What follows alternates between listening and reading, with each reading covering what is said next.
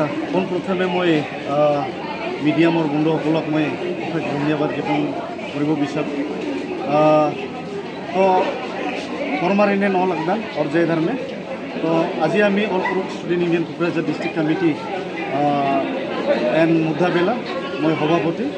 तो आज आमी इते फ्रेशार्स पातिছোঁ आमार तिनिटा जिलार পৰা आज आमार उराव जाति पुरुषসকলে आज ছাত্ৰ ছাত্ৰীসকলে आज इते उपस्थित হৈছে कक्राझार साइंस कलेजत तो आमी आज खूब आनंदित कारण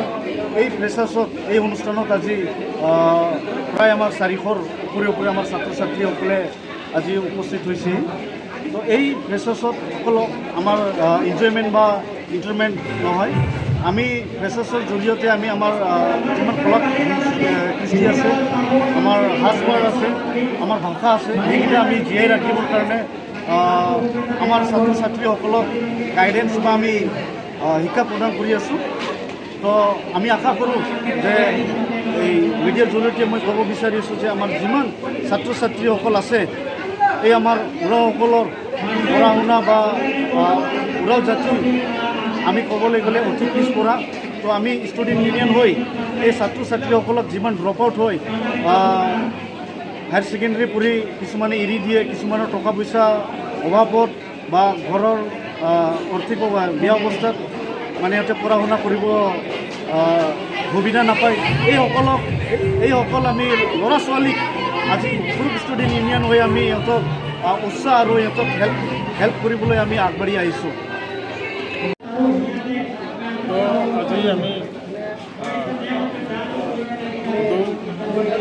গ্ৰুপ পৰা ষ্টুডেণ্ট ইউনিয়ন कक्राझार जिला हो पे आज तृतीय freshers meet career guider programme লৈছে और कक्राझार जिला जिमान कलेज जनगोष्ठी समन्वित এই कक्राझार साइंस ऑडिटोरियम तो ইয়াত বিশেষ আমার ভাষা সাহিত্য সংস্কৃতি কলা কৃষ্টি আৰু ছাত্ৰ ছাত্ৰীসকলৰ ভৱিষ্যতৰ কেৰিয়াৰ কেনেকৈ আগবাঢ়ি যাব সেই চিন্তা চৰ্চা হৈছে আৰু আমিও সদৌ সভাপতি হৈ পেলাই যে আজিৰ প্ৰগ্ৰাম হৈছে এইটো গোটেই অসমত যাতে আৰু ভাৰতবৰ্ষত যাতে উৰাও জাতি এটা ভাষা সংস্কৃতিৰ ঐতিহাসিক জাতি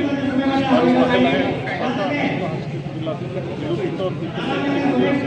আৰু সেইটো কেনেকৈ আমি ৰক্ষা কৰিব লাগিব আৰু ভৱিষ্যত প্ৰজন্মক আমি কেনেকৈ আগবঢ়াই লৈ যাব পাৰিম সেইটো আলোচনা হয় আৰু আজি যথেষ্ট ভাল লাগিল। হিচাপে ইয়াত আমন্ত্ৰণ অতিথিসকল মই অতিথিসকলৰ ভিতৰত মই নিজে শ্ৰী ৰবৰ্ট কেথক আৰু ইয়াৰ লগতে ৰিনুৱেল এক্কা জন বস্ক কলেজ চাপাগুৰি প্ৰফেচাৰ আৰু ৰোনাল্ড এক্কা এডভোকেট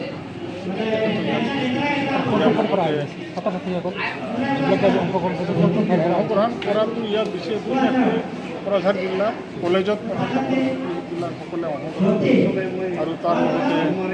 কিছু চিৰাঙৰ পৰাও আহিছে। এই কোকৰাঝাৰত আমি সায়েন্স কলেজত সৌদ পুৰুষ ষ্টুডেণ্ট ইউনিয়ন কোকৰাঝাৰ ডিষ্ট্ৰিক্ট কমিটিৰ নেতৃত্বত আৰু ইণ্টাৰ কলেজ ষ্টুডেণ্ট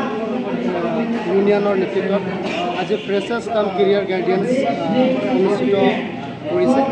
আৰু মই এইখন ফ্ৰেছাৰ্ছ কাম কেৰিয়াৰ গাইডেন্সৰ প্ৰগ্ৰামত ৰিচাৰ্চ পাৰ্চন হিচাপে তেওঁলোকে মোক মাতিছিলে, বিশেষকৈ লিডাৰশ্বিপ বিল্ডিং আৰু ইম্পৰ্টেঞ্চ অফ এডুকেশ্যনৰ ওপৰত তেওঁলোকে মোক দুই এষাৰ কথা ৰাখিবলৈ ছাত্ৰ ছাত্ৰীৰ ওচৰত মোক সেই সুবিধাটো দিছিলে আৰু মই বিশেষকৈ আজি যি তিনিখন জিলাৰ পৰা চিৰাং,